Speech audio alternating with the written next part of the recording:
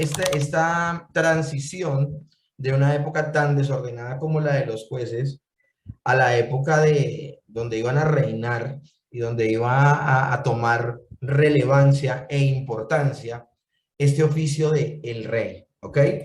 Pero no solamente eso, mis hermanos, y el día de hoy nos vamos a dar cuenta precisamente de lo que les menciono, que no solamente era eso, no solamente es señalar aquí a Samuel, a Saúl y a David, sino que estamos pasando del desorden y el caos tan tremendo que había en el tiempo de los jueces al orden que trae el tiempo de los reyes. Pero adicional a esto, me gustaría que meditáramos en otra verdad que hay allí.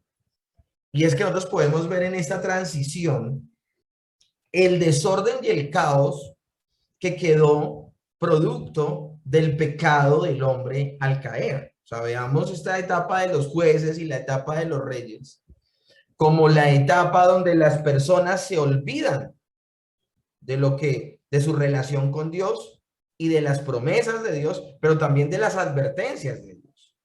En el tiempo de los jueces, el eslogan es, no hay rey en Israel, y eso es una verdad a medias porque sí hay un rey, que es Dios, y todo el mundo hacía lo que bien le parecía. La gente no debió en Israel hacer lo que bien le parecía porque no existiera el oficio como tal de rey, porque ellos ya tenían un rey. Ellos eran parte del pueblo de Dios. Y Dios ya les había dado una ley, les había dado una constitución, le había dado una forma correcta para que ellos vivieran y demostraran que era el pueblo de Dios. Pero ellos se habían olvidado de todo lo que Dios les había dicho y de lo que ellos también habían prometido. Y ese tiempo de los jueces podemos compararlo con lo que sucedió cuando el hombre cayó. El hombre olvidándose de manera rebelde de lo que Dios le había dicho y lo que Dios le había, el consejo de Dios y el mandato de Dios y el pacto de Dios, olvidándose de él y queriendo vivir su vida a su manera, desligándose de la subordinación divina y queriendo él ser libre, entre comillas, pecó. Y el pecado del hombre trajo un caos a la raza humana, trajo un caos a la creación, trajo un caos en la sociedad y trajo un caos aún en la relación con Dios, como el hombre ve a Dios. Pero esta transición de la que estamos hablando el día de hoy, del tiempo de los jueces al tiempo de los reyes, también nos habla y nos sugiere ese tiempo de cumplimiento de promesas donde Dios va a acabar con ese caos y con las consecuencias del pecado. Está llegando el tiempo donde se van a cumplir las promesas de Dios y vendrá ese uno que traerá el orden y traerá la salvación que el pueblo de Dios necesita. Ahora, entendiendo el pueblo de Dios no solamente como el pueblo étnico, sino a todos los que depositen su confianza en el plan de salvación que Dios ha diseñado, ya ha estado mostrando de manera progresiva desde Génesis hasta acá el libro de Samuel, donde vamos.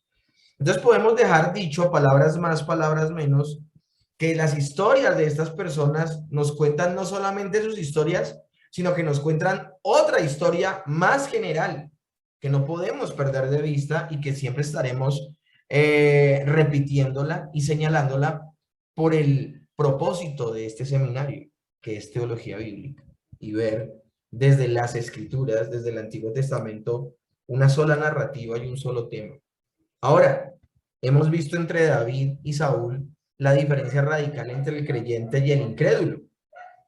Es que precisamente, mis hermanos, eso es lo que trajo este caos y esta adversidad, que la gente abandonara el depositar su confianza en el Señor y viviera la vida a su manera. El creyente, por excelencia, es una persona que es humilde y que entiende su dependencia de Dios.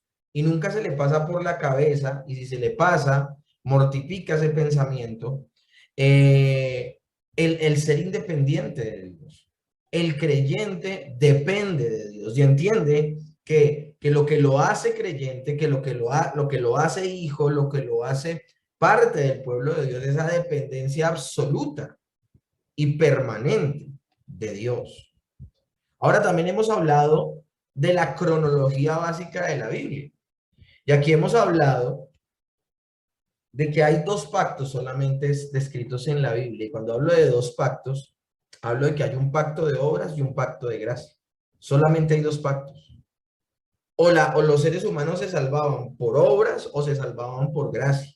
Ahora, ese pacto de gracia fue diseñado desde antes de la fundación del mundo en el pacto de redención, que es donde en la eternidad pasada las personas de la Trinidad hacen ese pacto de desarrollar ese plan del Padre a través de la obra del Hijo y la aplicación del Espíritu Santo en tiempo real a los creyentes de todas las épocas.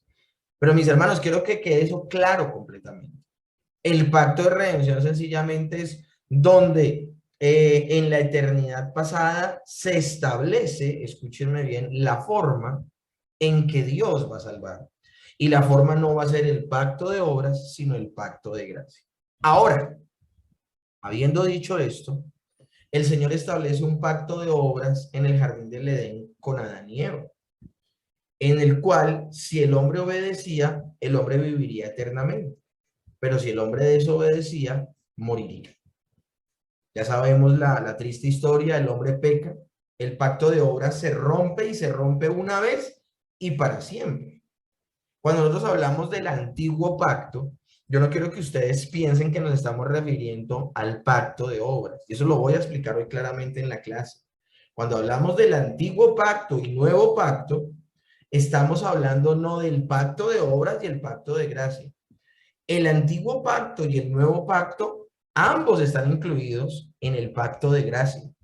Pero es ese pacto que se empezó a mostrar de manera paulatina y progresiva desde que el Señor le dice a Adán y a Eva en Génesis 3:15 que el Señor levantará a uno de la mujer que acabe con el pecado y con la obra de Satanás. Entonces queda establecido que el pacto de obras con Adán lastimosamente queda roto lastimosamente. Y al quedar roto, ya no está validado para que alguien a través de ese pacto, y esto quiero que quede claro, nadie a través del pacto de obras puede ser salvo. ¿Por qué? Porque ese pacto ya se rompió. Y al quedar roto ese pacto, pues ya no se puede echar mano de él para poder que alguien lo realice. Alguien podría decir, pero ese no fue el pacto entonces que cumplió el Señor Jesucristo. No, no, porque el Señor Jesucristo no estuvo allí en el jardín del Edén y no se abstuvo de comer del fruto del árbol, que fue puntualmente lo que el Señor le dijo a Adán. Eso sencillamente era una ley específica en un momento específico que lamentablemente Adán rompió. Lo que pasa es que vamos a ver más adelante con algunos pactos que se van a establecer en el desarrollo progresivo del pacto de gracia. Vamos a ver algunas cosas muy parecidas a un pacto de obras. Por ejemplo, en el pacto mosaico lo vamos a ver y se los voy a explicar el día de hoy. Ese pacto de Sinaí precisamente es el que llamamos el antiguo pacto, mis hermanos. Y eso es importante que lo tengamos en cuenta. Y lo tremendo del asunto, mis hermanos, es que si ustedes se dan cuenta en la diapositiva, cuando hablamos del pacto de obras, se habla del pacto que hizo Dios con Adán y Eva. Pero también, si se dan cuenta, dice con Adán y en antiguo pacto. O sea, el pacto de obras también se va a ver reflejado, también se va a ver reflejado en el tiempo de Moisés. Cuando Dios le dice al pueblo, si haces esto,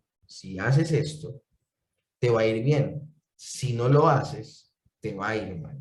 Es como muy similar al pacto de obras que se hizo con Adán. Y es bueno que lo tengamos en cuenta. El pacto de obras en general lo que decía era que el hombre debía cumplir una condición para vivir eternamente en el jardín del Edén.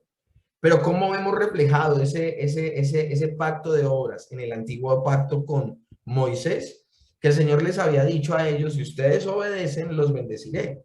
Pero si ustedes desobedecen, los maldeciré. Es decir, tenía que ver directamente con la obediencia de los seres humanos, del pueblo de Dios. Y finalmente hablamos del pacto de gracia, donde el Señor anunciaba a través de todos estos pactos, de la suma de todos estos pactos, que el Señor era el que iba a salvar. Ahora, este pacto, aunque fue declarado en la eternidad pasada, fue consumado.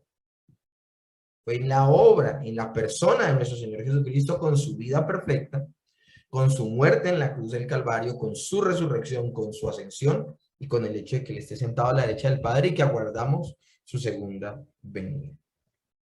Lo que hemos visto, mis hermanos, es el pacto noético, donde el Señor habla de que preservará la raza humana para que venga ese prometido.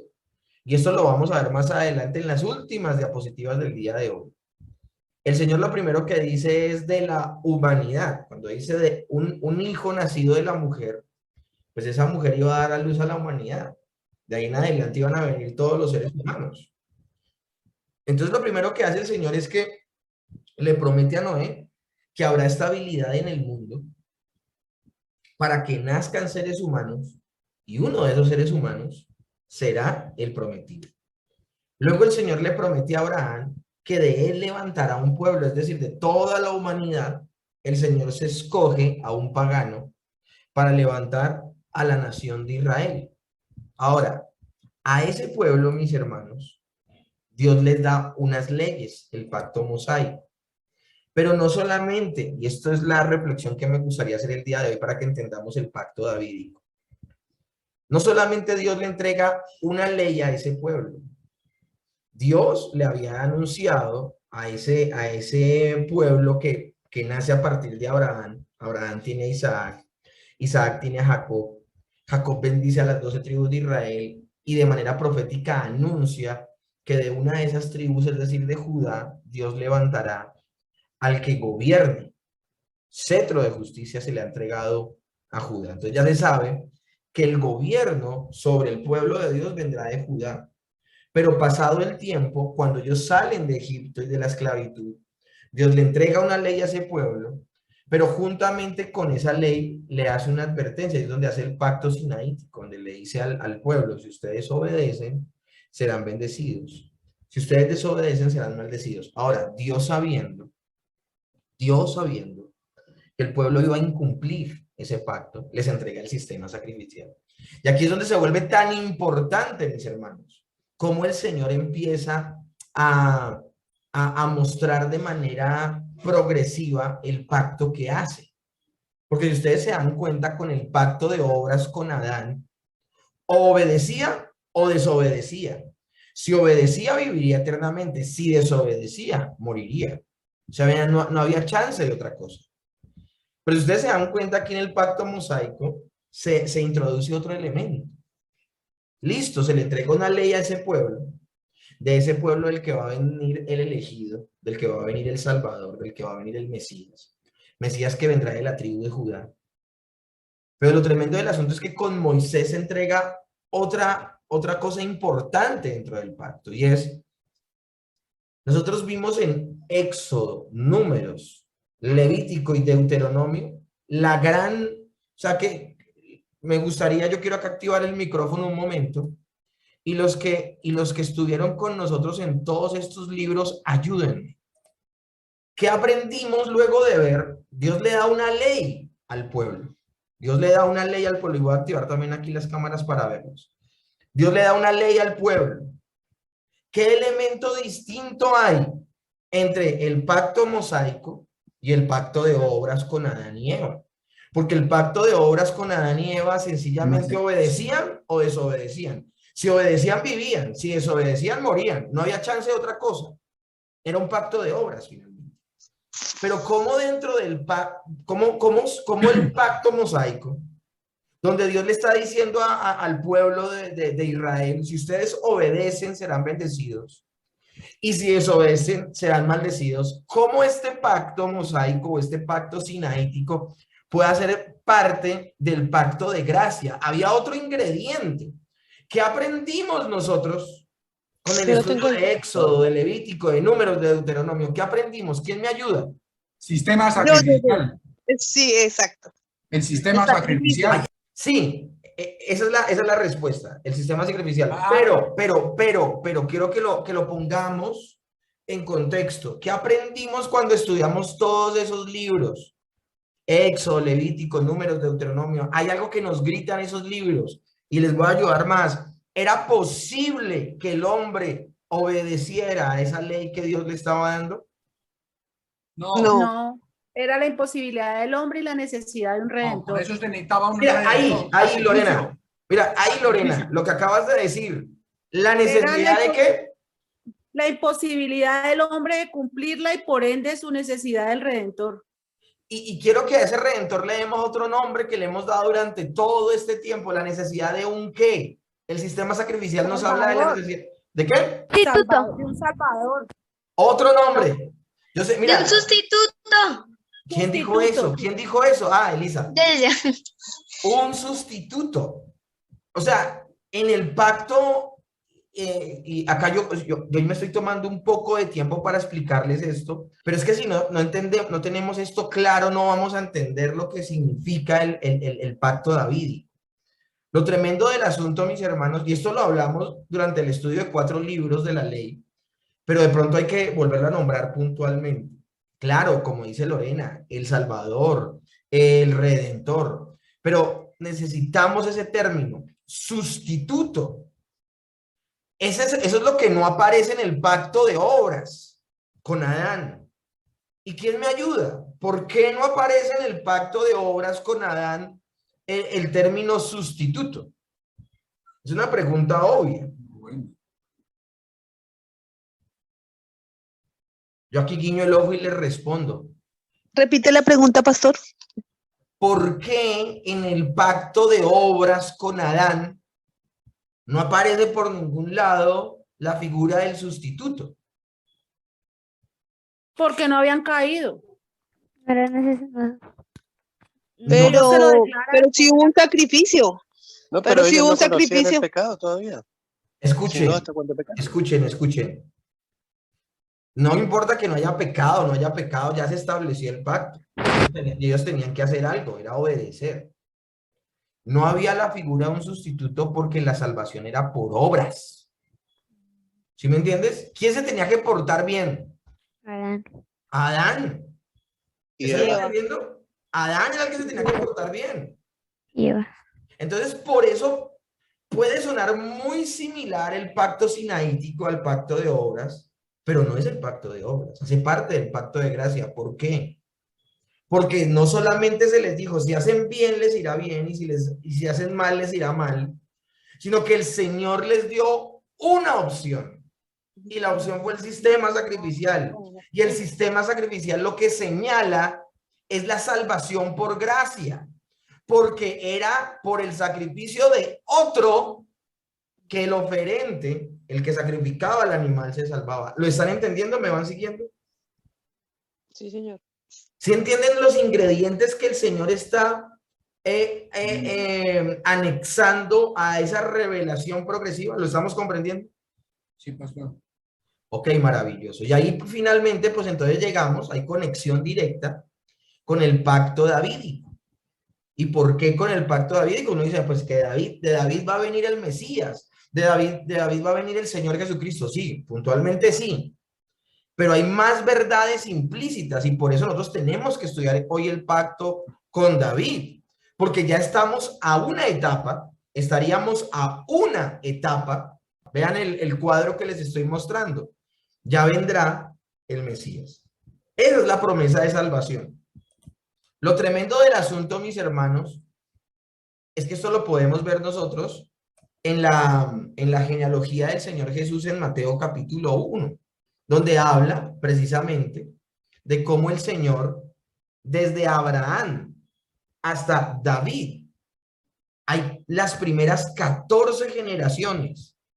Entonces, cuando hablamos de que ha llegado el tiempo de que David sea rey y que haciendo un muy buen papel como rey, el Señor haga pacto con David, es importantísimo, mis hermanos. Ahora, podemos ver aquí precisamente, van a haber 14 generaciones entre Abraham y David, otras 14 entre David y la deportación a Babilonia, y otras 14 entre la deportación a Babilonia y el nacimiento del Señor Jesucristo. ¿Por qué, mis hermanos? Porque Dios es un Dios de tiempos. Y cuando llega el tiempo de que se cumpla la promesa, pues se va a cumplir la promesa. Dios no es hombre para mentir, no es hijo de hombre para arrepentirse. Y esto de los tiempos de Dios es importantísimo, mis hermanos. Hay dos palabras que hablan precisamente de los tiempos de Dios. Y hay una palabra para el tiempo de Dios, general de Dios, que se llama cronos, el tiempo, cronos. Pero cuando hay un tiempo para que se cumpla la promesa es el tiempo kairos. Eso es impresionante, mis hermanos, como el Señor en el cronos de Dios prometió que vendría uno de la mujer, uno que nacería de la mujer y libraría a los seres humanos de la obra del diablo y del pecado. Ese era el cronos de Dios, desde Génesis 3:15. Pero un día llegaría el kairos de Dios, que se cumpliría en la persona del Señor Jesucristo. Pero para entender la obra maravillosa del Señor Jesucristo, tenía que llegar a un momento específico, que es el nacimiento y el reinado de David, para entender a qué se refería el Señor con este pacto que va a hacer con este rey. Se van a levantar precisamente 14 generaciones: Abraham, Isaac, Jacob, Judá, Fares, Esrom, Aram, Aminadab, Nazón, Salmón, Booz, Obed, Isaí y finalmente el rey David. Entonces estamos viviendo en este día de estudio un tiempo de promesas. Ya David ha reinado un muy buen tiempo. Ya es rey sobre todo Israel. Ya les conté semanas anteriores que él dura como 3 años o 3 años y medio siendo solamente rey de Judá. Pero luego a los 33 años se vuelve el rey de todo Israel y todas las 12 tribus lo apoyan y saben que es el rey escogido por Dios. Él haciendo una excelente labor, porque David fue uno que honró la labor profética, la labor del sacerdote, e hizo una muy buena labor como rey. En ese tiempo el Señor le habla a través del profeta Natán. Y a través del profeta Natán le dice lo siguiente en 2 de Samuel 7, del 12 al 17. Y cuando tus días sean cumplidos y duermas con tus padres, yo levantaré después de ti a uno de tu linaje, el cual procederá de tus entrañas y afirmará tu reino. Él edificará casa a mi nombre y yo afirmaré para siempre el trono de su reino. Yo le seré a él por padre y él me será a mí como hijo. Y si él hiciera mal, yo lo castigaré con vara de hombres y con azotes de hijo de hombres. Pero mi misericordia no se apartará de él como la aparté de Saúl, al cual quité de delante de ti.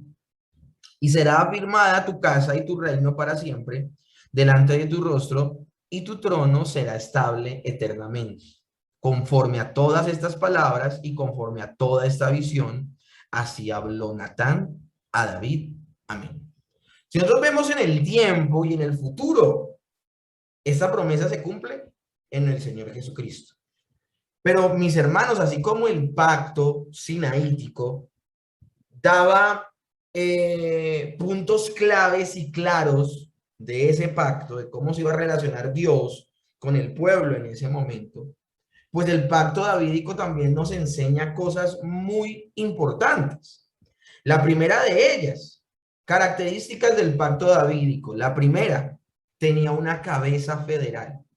Y cuando hablamos de cabeza federal, mis hermanos, hablamos de que, por ejemplo, la cabeza federal que había en el pacto de obras, ¿quién era? ¿Quién me ayuda? Acá yo hoy quiero que tengan buena participación.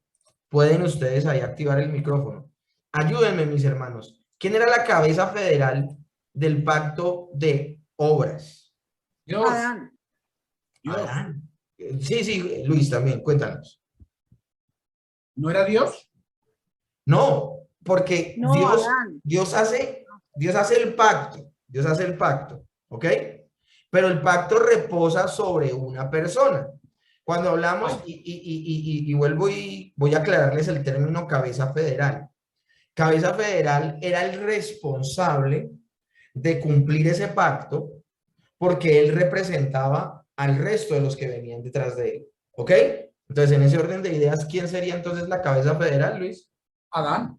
Como nos ha dicho Lorena, Adán, perfectamente.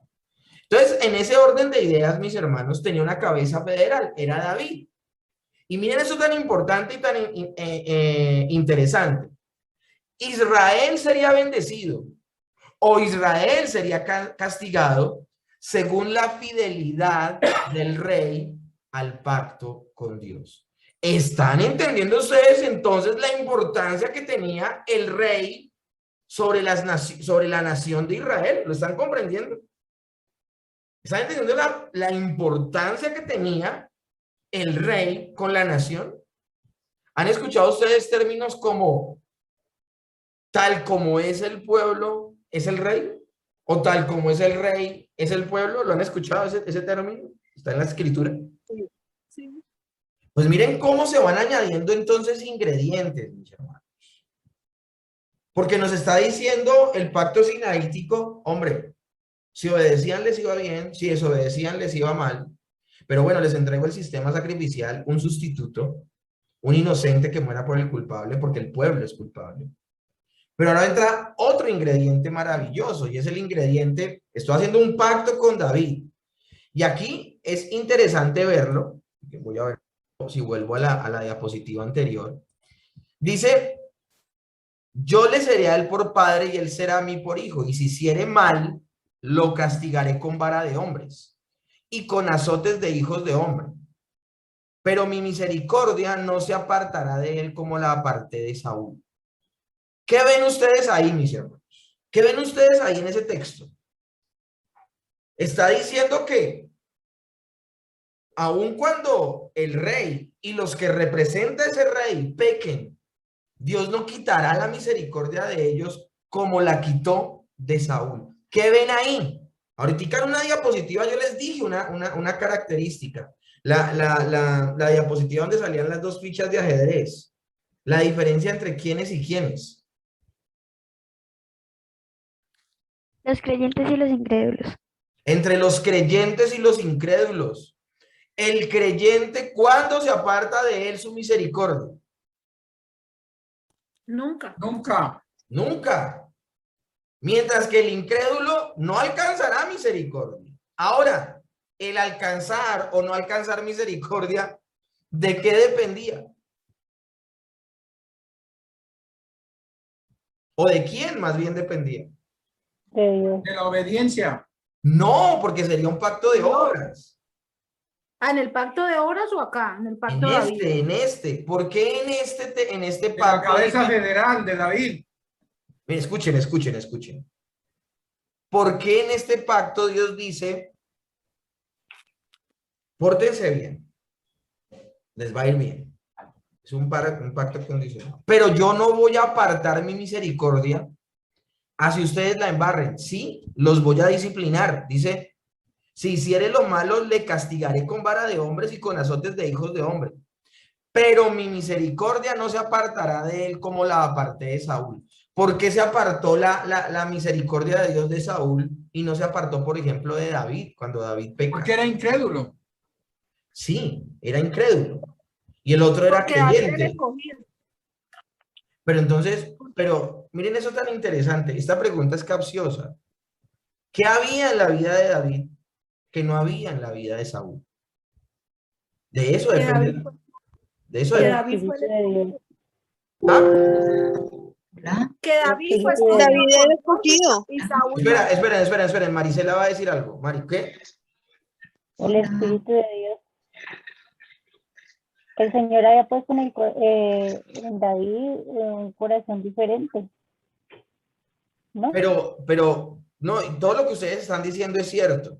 Era creyente, el Espíritu Santo de Dios, todo. O sea, pero miren lo que escribe aquí Elisa. Elisa, dinos, ¿cuál era la diferencia entre David y Saúl?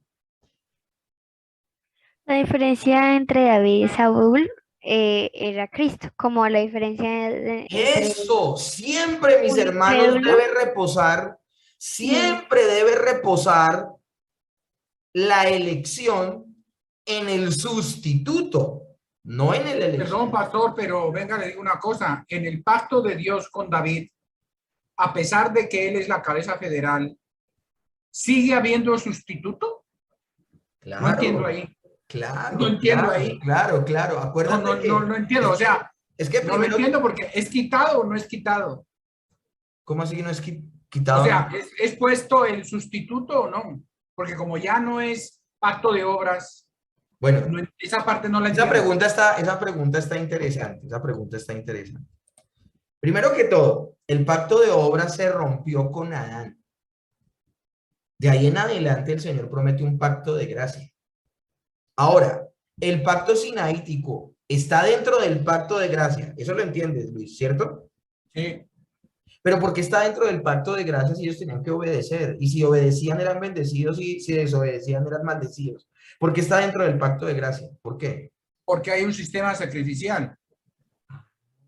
Y miren eso tan interesante. Nosotros nos Si hay diferenciamos. un sistema sacrificial, quiere decir entonces que hay un sustituto. Un sustituto. Claro, o sea, hay una figura. Desde que el Ese Señor lo sustituto. prometió en Génesis 3:15, hay un sustituto. Hay una figura de sustitución. Desde que el Señor lo promete en Génesis 3:15, comenzó el desarrollo de esa promesa de salvarnos por gracia, ¿ok? Entonces el sustituto nunca va a desaparecer, nunca va a desaparecer. Y cada etapa, cada pacto, cuando aparece el pacto con Noé y luego aparece el pacto con Abraham, no quiere decir que el pacto con Abraham sustituya al pacto con Noé, no, lo alimenta.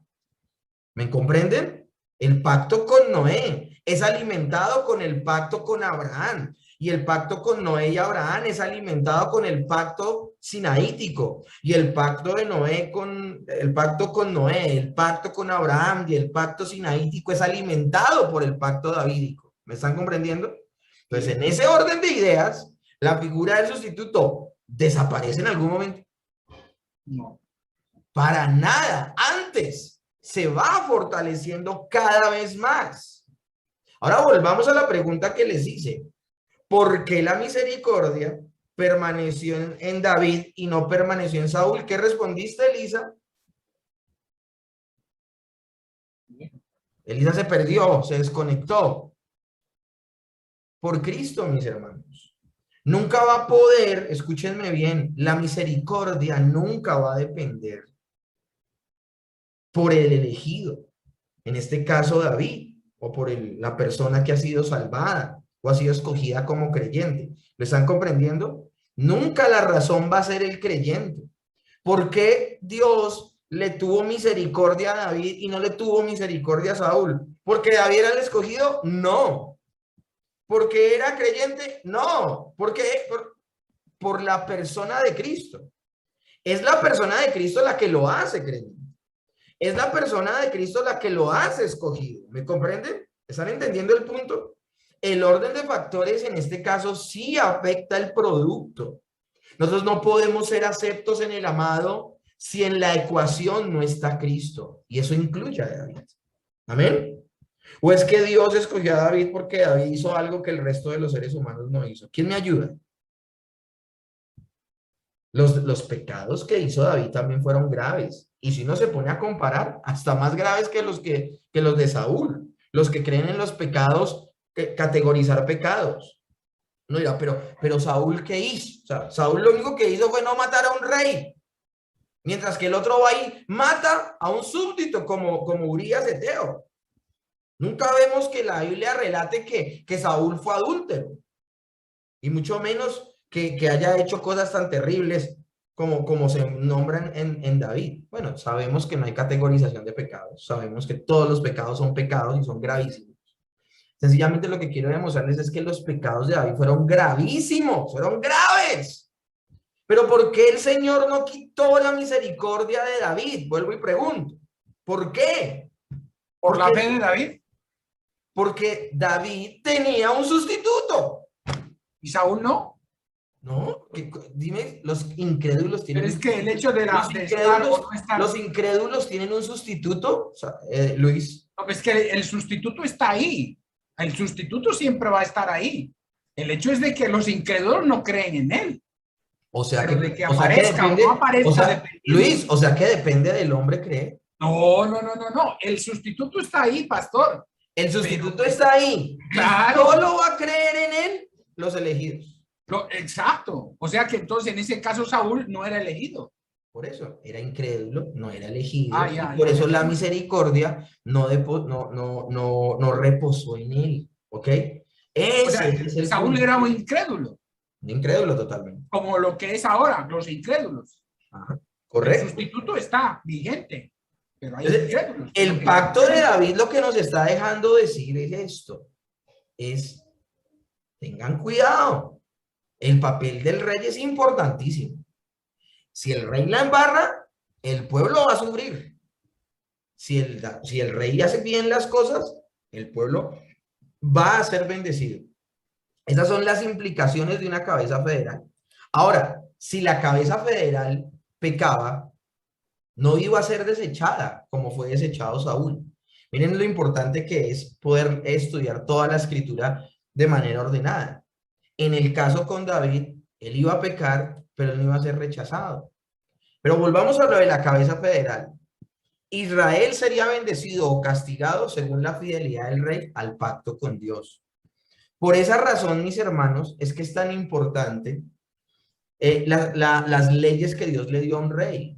En Deuteronomio, creo que es 20, habla de que el rey debía hacer una copia de la ley de Dios, de los 5 primeros libros de la Biblia, de su puño y letra, y ponerlos al lado del tabernáculo y estar estudiando de día y de noche ese bendito libro para que él entendiera cómo gobernar bien.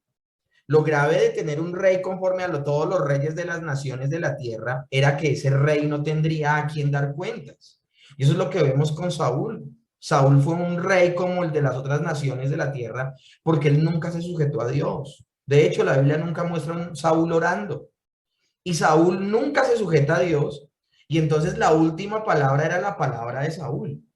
Mientras que un rey temeroso de Dios siempre todos sus asuntos los ponía a los pies del Señor y quien tenía la última palabra era Dios. El rey finalmente no era un rey soberano, sino que el rey era un representante del soberano. Esa es la diferencia entre un rey conforme a las naciones de la tierra y un rey conforme al corazón de Dios. David iba a estar sujeto a Dios. Ahora, en las únicas oportunidades donde David no estuvo sujeto a Dios, miren lo que pasó. Un día le da por censar al pueblo.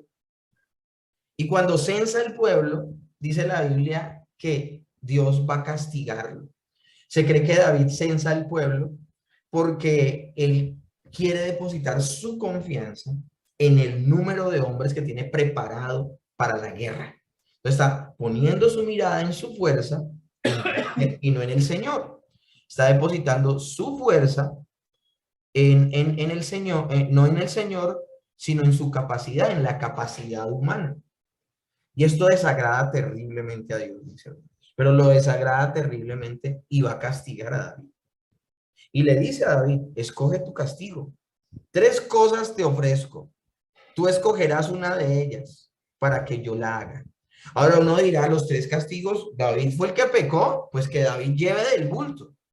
Pero miren los 3 castigos. ¿Quieres que te vengan 7 años de hambre en la tierra? Y va a ser afectado el pueblo. ¿O que huyas 3 meses delante de tus enemigos y que ellos te persigan? ¿O que 3 días haya peste en tu tierra? Como sea que fuera, no le iba a ir bien al pueblo. Consecuencia del pecado de David. Consecuencia del pecado de David. Lo mismo sucede con la situación de Betsabé y de David. Porque por esa situación y por haber adulterado y por haber conspirado y matado a Urías, de la familia de David no se va a retirar ni la muerte ni la inmoralidad. Y eso le va a pasar factura a todo el pueblo, porque vamos a darnos cuenta a un hijo de David como Absalón, que va a querer tomarse el reino a la fuerza, deponiendo a su padre como rey. Y va a ser algo terrible y va a ser muy triste. Pero volviendo al censo de David, finalmente David decide caer en las manos de Dios y no en las manos de los hombres. Él dice que me persigan a mí por 3 meses los hombres. Tremendo. Y pedirle ayuda a otras personas en tiempo de hambre es depender de las personas. Estoy metido en este problema por no depender de Dios. Ahora voy a escoger un castigo donde tenga que depender de las personas. No, voy a escoger un castigo donde yo y el pueblo dependamos completamente de Dios. Y escoge que durante 3 días haya una peste sobre la tierra. Y es una peste terrible, mis hermanos. Dice la escritura que David ve, o sea, Dios le abre, o sea, empieza a morir un poco de gente durante esos 3 días, pero Dios le abre los ojos espirituales a David y David puede ver cómo en un campo en particular está un ángel de Dios con una espada desenvainada castigando al pueblo. Eso es lo que estaba sucediendo en el mundo espiritual. Un ángel con una espada desenvainada hiriendo de muerte al pueblo, que era lo que pasaba en el mundo material, que la gente se enfermaba y se moría. Y en ese momento David entiende la magnitud de su pecado y cae arrodillado y dice: Señor, ten misericordia, o sea, mátame a mí. Yo fui el que pequé, mátame a mí. Pero no toques al pueblo, o sea, el pueblo no ha hecho nada. Ahora, eso no es muy cierto, ¿no? El pueblo es culpable, no de ese pecado en particular. Pero pues si Dios ha tenido misericordia del pueblo y aún de la raza humana, y si nosotros respiramos otro día, es un día de misericordia. Lo que pasa es que muchas de esas personas sencillamente vivirán y no disfrutarán de la misericordia que es para salvación, y cuando mueran, pues estarán en la condenación eterna. Lo tremendo del asunto es que Dios escucha la oración de David. Y David hace un sacrificio en el terreno donde ve al ángel con la espada desenvainada. Y él allí ora, hace una ofrenda y de hecho compra ese campo, y allí es donde se va a construir el templo de Dios. En esa parte de Jerusalén es donde se va a construir el templo. Ahí se levanta la casa de Dios. Una cosa impresionante esto. Lo tremendo del asunto, mis hermanos, es la responsabilidad que tenía el rey. Si el rey pecaba, todo el pueblo iba a llevar del bulto. Ahora, esto lo vamos a hilar con el Señor Jesús, no se preocupen. Segunda característica del pacto con David, era un pacto hecho con la casa de David. Génesis 49:10, no será quitado el cetro de Judá, ni el legislador de entre sus pies, hasta que venga Silo, y a él se congregarán los pueblos. A pesar de que no todos los reyes de Judá fueron buenos, Dios preservó el linaje de David. Ustedes se van a dar cuenta que en el reino del norte hubo muchas dinastías de reyes, mientras que en el reino del sur, en Judá, solo hubo una dinastía, los hijos de David. Y era un pacto incondicional, mis hermanos. Yo levantaré después de ti a uno de tu linaje, el cual procede de tus entrañas, y afirmaré su reino. Y yo afirmaré para siempre el trono de su reino. Y aquí hay un ingrediente importantísimo, mis hermanos. Tiene un ingrediente de condicionalidad del pacto de David en cuanto a qué. Si el rey hacía bien, al pueblo le iba a ir bien. Si el rey hacía mal, al pueblo le iba a ir mal. Ese era el ingrediente de condicionalidad, de que el rey actuara bien, para que el pueblo fuera bendecido. Y este ingrediente, mis hermanos, no lo encontramos en otro pacto, no lo encontramos en el pacto de Noé, no lo encontramos en el pacto de Abraham, no lo encontramos en el pacto de Moisés, lo encontramos en el pacto de David. Y ojalá ustedes vayan hilando. Acabo de mostrarles un evento desafortunado donde el rey pecó y el pueblo fue llevado a un castigo. Pero esto más adelante se convertirá en algo maravilloso en la persona de nuestro Señor Jesucristo, que va a ser el rey que se porte bien, y por portarse bien, eso se le endosará al pueblo de Dios y por eso serán salvos. Esa es la revelación progresiva, mis hermanos. Ese es el ingrediente de condicionalidad del pacto con David. Ahora, el ingrediente de incondicionalidad es que el Señor va a levantar uno de la casa de David, así se levanten reyes buenos o malos. Dios va a preservar el linaje y va a permitir que nazca uno, y este es el Mesías. Otro ingrediente del pacto con David es que vendría de David quien edificaría casa a Jehová. No podría decir, bueno, Salomón construyó casa a Jehová.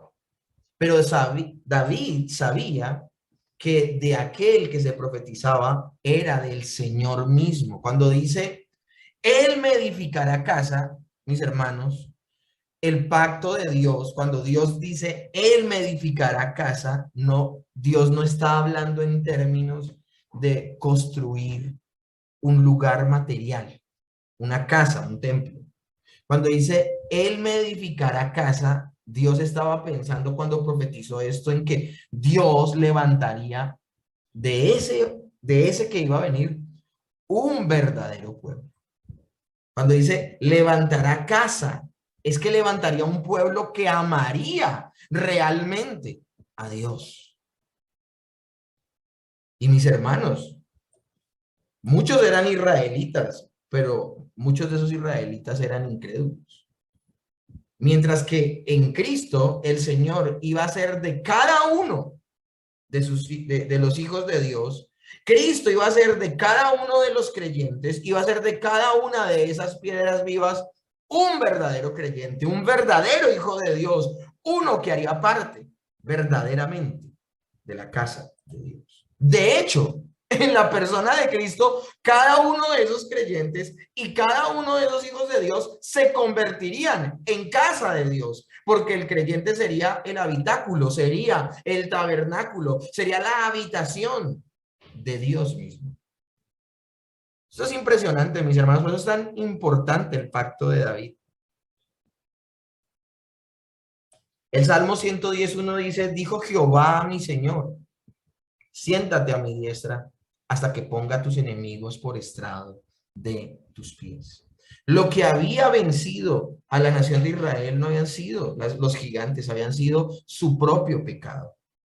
Y Dios en la persona de este rey que vendría, vencería el pecado, vencería la muerte, vencería la maldad y levantaría un verdadero pueblo de Dios que amara incondicionalmente a Dios, que tuvieran un corazón para cumplir su ley de todo corazón, pero para eso tendría que nacer de nuevo.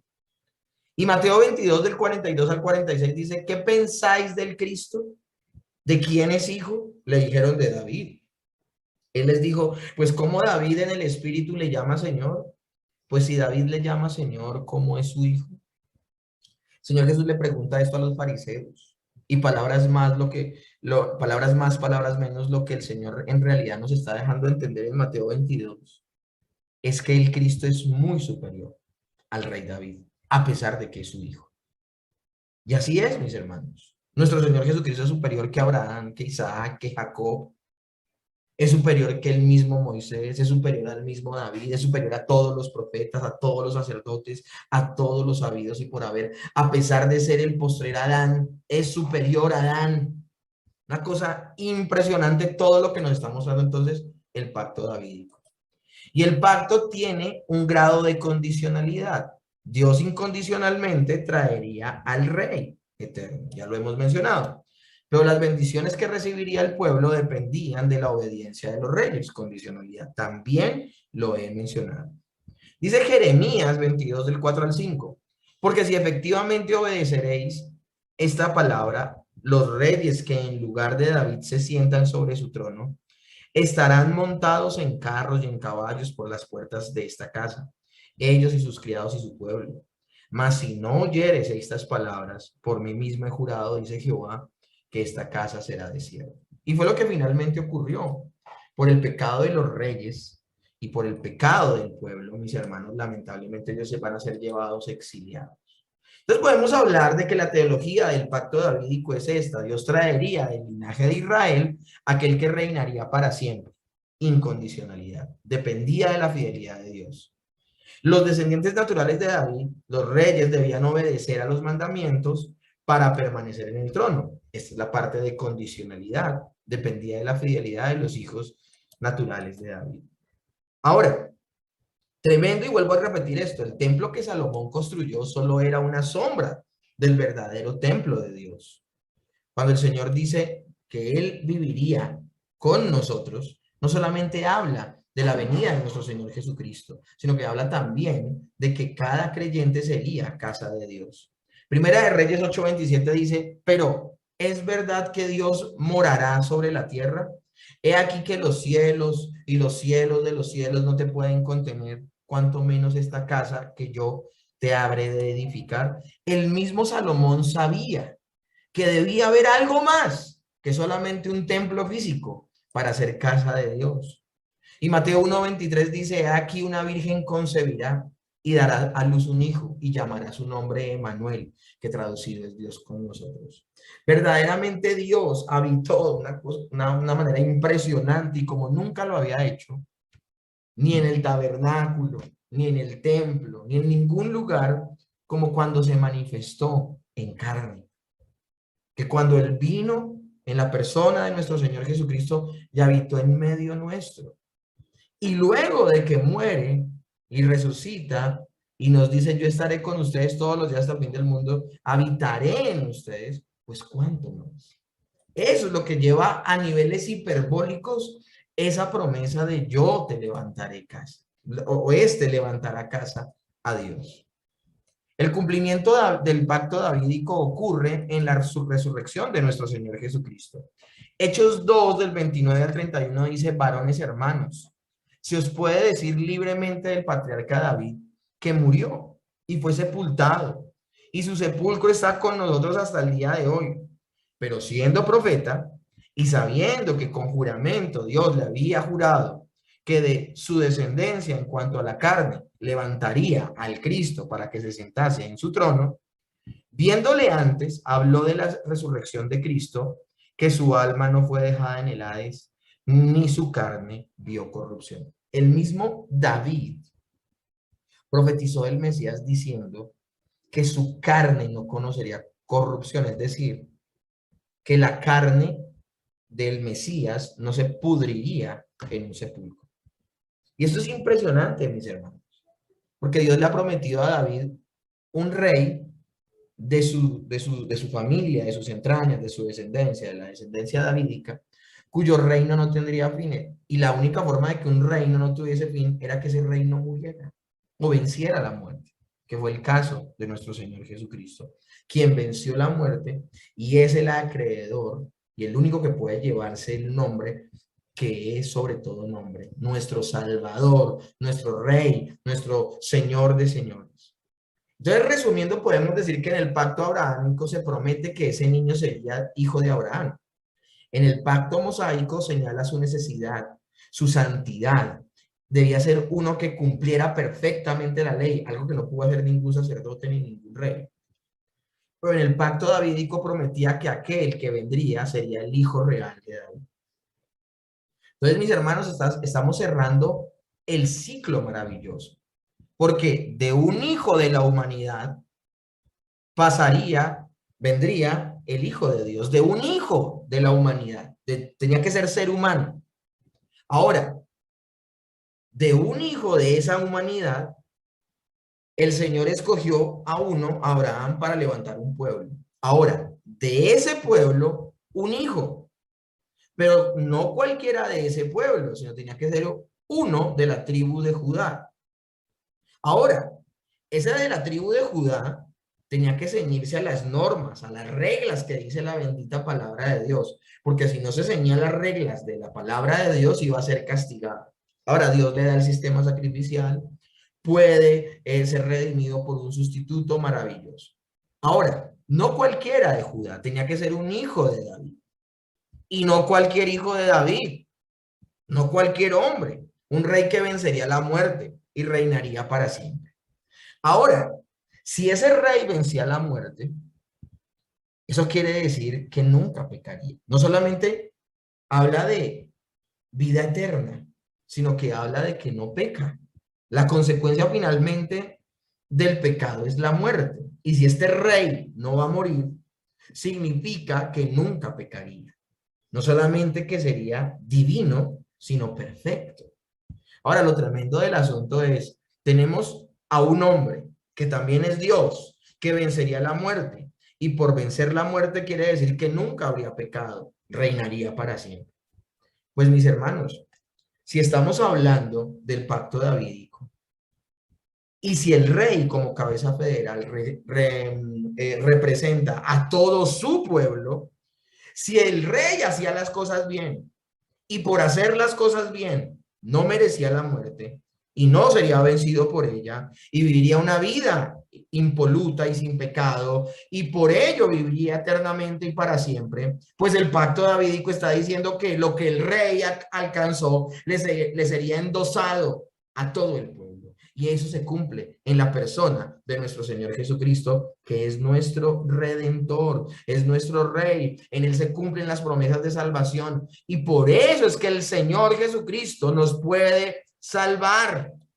Mis hermanos, esto es impresionante. Espero, esto tiene su grado de complejidad, pero independientemente de eso, espero, mis hermanos, que a pesar del grado de complejidad, haya podido explicarles la importancia del pacto davídico.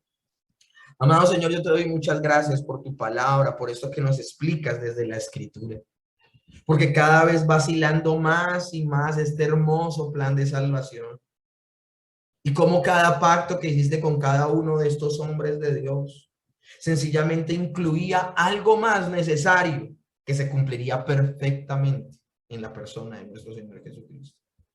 Te doy muchas gracias por tu palabra y te pido que tu Espíritu Santo ilumine estas verdades a cada uno de mis hermanos en el nombre de Jesús. Amén.